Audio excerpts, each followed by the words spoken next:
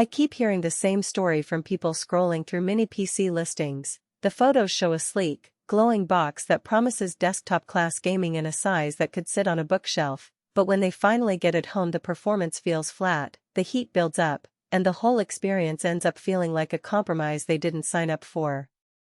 If you've ever felt that hesitation, you're not alone. I've spent the last few weeks actually setting up a few of these compact rigs, running real games, and comparing notes with people who've already taken the plunge. Link is in the description if you want to check the product details on Amazon.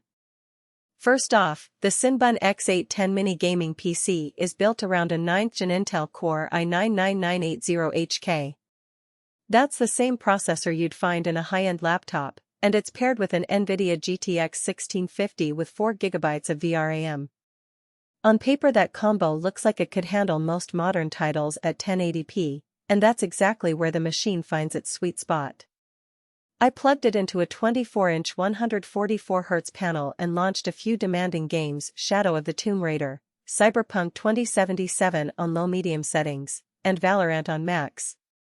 The GTX 1650 managed to push stable 60 frames per second in Valorant, and in Tomb Raider I got around 45 frames per second with medium textures.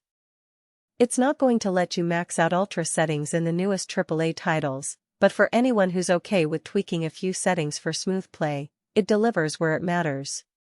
What really sets this mini PC apart is how it handles connectivity and expansion. The unit offers 2 HDMI ports and a USB-C display output, which means you can actually drive 3 4K displays if you're willing to lower the graphics load. For a typical gaming setup, I used just one HDMI for my monitor and the USB-C for a USB-C hub that gave me extra USB-A ports and a card reader, no need for an external docking station.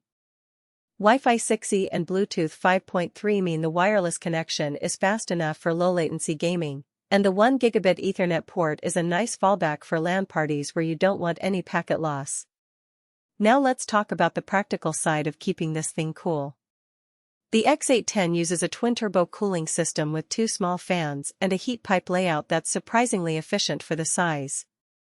In my testing, under a sustained 30-minute Assassin's Creed Valhalla session, the CPU temperatures hovered in the low 80s Celsius, and the GPU stayed in the high 70s. The fans kicked up a low hum, but it never became an ear-splitting whine. The only caveat is that the chassis is a tight white shell with an RGB light strip that adds a bit of visual flair. If you're sensitive to heat or noise, you'll want to make sure your case sits in a well-ventilated spot rather than tucked into a cramped shelf. Storage is another area where you get a clear picture. The machine ships with a 512GB NVMe SSD, which is plenty for the OS, a handful of games, and a few large media files. The SSD is soldered onto the motherboard, but there's an extra M.2 slot that lets you add another drive if you need more space. I added a 1TB M.2 drive a week after the initial setup, and the process was as simple as opening a side panel and sliding the drive in, no tools required. That said, you can't swap out the GPU, and you're stuck with the GTX 1650 for the life of the unit. If you ever want to jump to a 3060 or higher, you'll need to look at a larger desktop.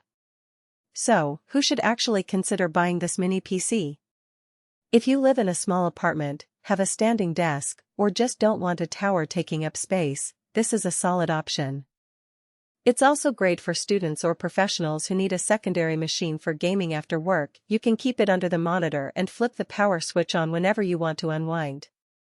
Streamers who already have a powerful laptop might appreciate the ability to offload a game to a dedicated box without adding a full-size rig.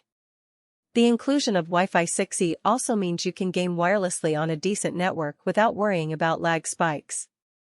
On the flip side, you'll want to skip this if you're chasing 4K ultra-high-refresh gaming, VR, or plan to run heavy multitasking workloads like video rendering while you game.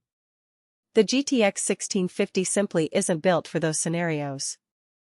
Likewise, if you're the type who likes to upgrade the GPU every couple of years, the sealed nature of the chassis makes that impossible. For those people, a compact mini IDX build in a small case would give you more headroom for future upgrades. One practical strength that often goes unnoticed is the Windows 11 Pro license that comes pre-installed. It's already configured for the hardware, so you don't have to go through the hassle of driver hunts or OS activation. The system boots to the desktop in under 10 seconds, and the built-in game mode in Windows helps allocate resources when you launch.